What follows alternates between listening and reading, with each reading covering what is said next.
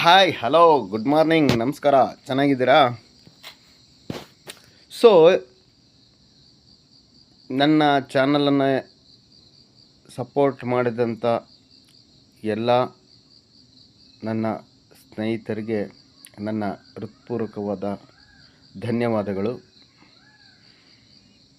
ಇವತ್ತು ಭಾನುವಾರದ ಟಾಪಿಕ್ ಏನಂದರೆ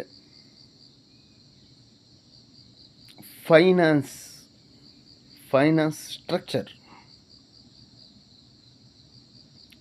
ಸೊ ನಮ್ಮ ಲೈಫ್ ಚೆನ್ನಾಗಿರ್ಬೇಕಂದ್ರೆ ಫೈನಾನ್ಸ್ ಯಾವ ರೀತಿ ಮೇಂಟೈನ್ ಮಾಡಬೇಕು.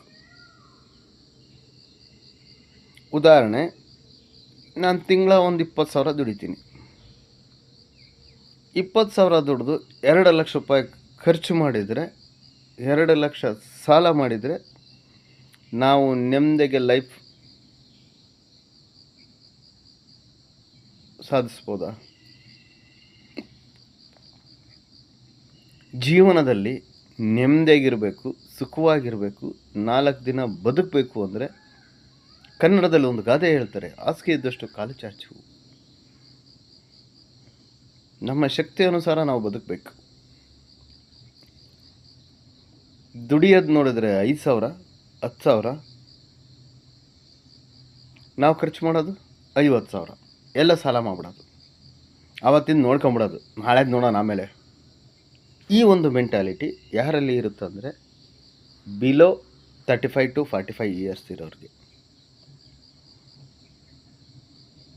ಸೊ ಇದನ್ನೆಲ್ಲ ಬಿಟ್ಟಾಕಿ ನನ್ನ ಶಕ್ತಿ ಅನುಸಾರ ನಾನು ಬದುಕಬೇಕು.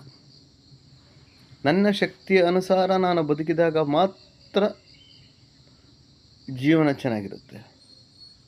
ಇವತ್ತು ನನ್ನಲ್ಲಿ 500 ರೂಪಾಯಿ ಆಯಿತಾ, ಆ 500 ರೂಪಾಯಲ್ಲಿ ನಾಳೆಗೆ ಏನು ಬೇಕು, ನಾಳೆಗೆ ಏನು ಸೇವಿಂಗ್, ಉಳಿತಾಯ, ಅದ್ರ ಮೇಲೆ ಜೀವನ ರೂಪಿಸ್ಕೊಂಡಾಗ ಮಾತ್ರ ಮನುಷ್ಯ ನೆಮ್ಮದಿಯಾಗಿರೋಕ್ಕೆ ಸಾಧ್ಯ.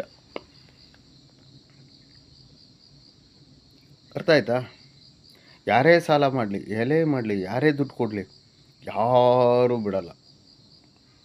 ಆ ಸಾಲ ತೆಗೆಯೋಕ್ಕೆ ಇನ್ನೊಂದು ಸಾಲ, ಆ ಸಾಲ ಮುಚ್ಚೋಕ್ಕೆ ಇನ್ನೊಂದು ಸಾಲ, ಹಿಂಗೆ ಮಾಡ್ತಾ ಹೋಗಿ ದುಡಿಮೆ ನೋಡಿದರೆ ಕಡಿಮೆ, ದುಂದು ವೆಚ್ಚ ನೋಡಿದ್ರೆ ಡಬಲ್.